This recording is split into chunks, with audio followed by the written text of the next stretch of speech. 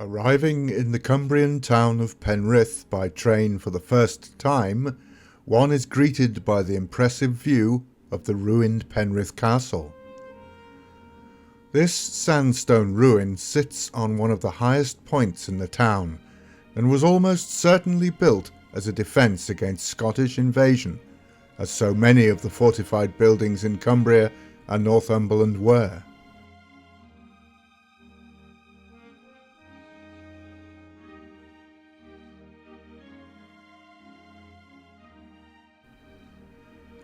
Most likely constructed at the behest of Ralph Neville, 1st Earl of Westmoreland, between the late 14th and early 15th centuries, there is some debate as to whether he developed an existing structure built earlier by William Strickland, Bishop of Carlisle, or whether the castle was built from scratch on a former Roman encampment.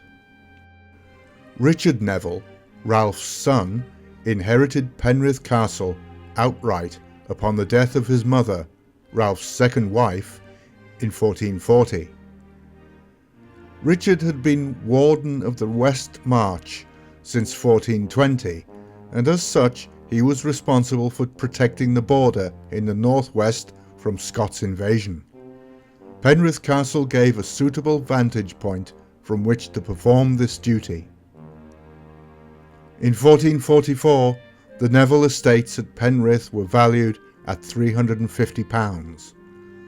In today's money, that is around £360,000, and compared to the Neville family home at Raby Castle, Penrith would have been a fairly modest dwelling.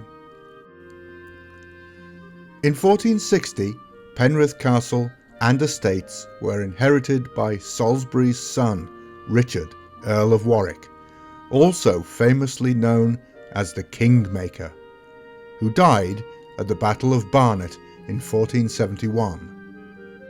This left Penrith Castle in the hands of the Crown, and not long after this, King Edward IV granted the Penrith Castle estate to his brother, Richard, Duke of Gloucester, later to become King Richard III.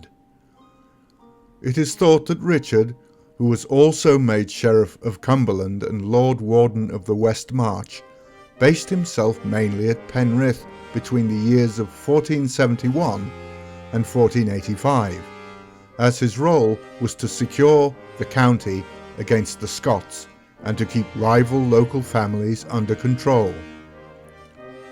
He made significant alterations to the castle, transforming it into a residence fitting of his status. Large windows were installed, probably to light private apartments for he and his wife, and a new gatehouse and tower were also constructed. After Richard became king, the castle remained in the hands of the Crown, but was never again used as a permanent residence. Mid-16th century surveys, in fact, described it as partly decayed. It was briefly used as a headquarters for one of Cromwell's generals during the English Civil War in 1648.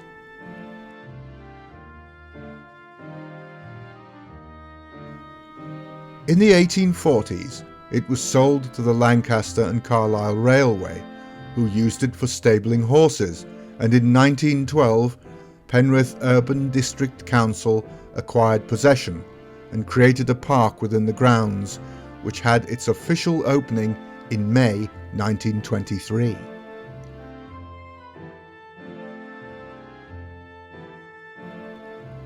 As with so many other buildings of its kind, it now falls under the care of English Heritage.